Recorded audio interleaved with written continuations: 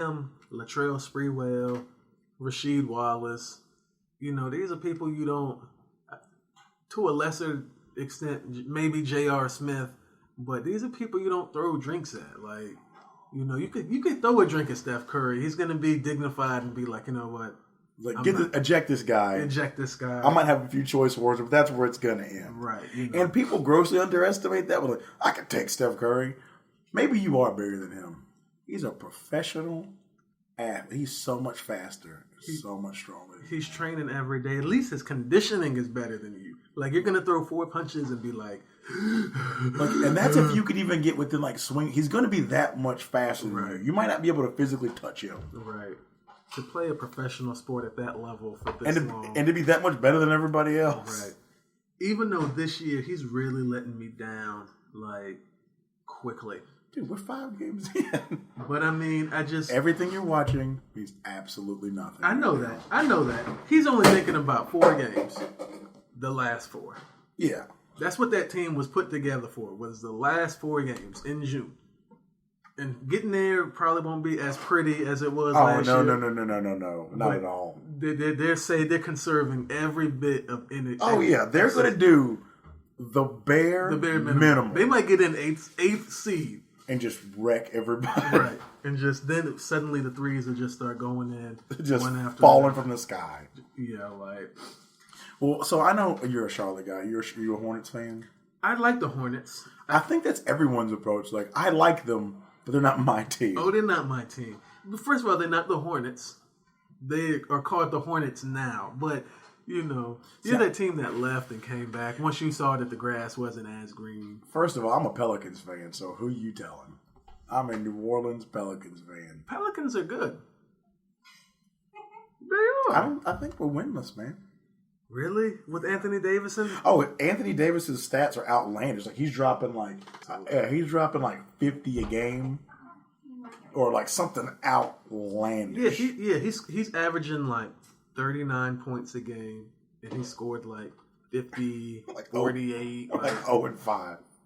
But now my bandwagon team, because any real NBA fan who's not a fan of the Big Four, you have your team, right? And then once you're mathematically eliminated, your bandwagon team. Who's your bandwagon team? Well, my bandwagon team is the Warriors. As is mine. But I mean, I won't say that I'm bandwagon because I'm a true fan. I hang out with a couple of guys who are very close to Steph Curry, like in real life. Yeah. A couple guys that know Steph Curry. Yeah, so like he went to Davidson, and they were my team on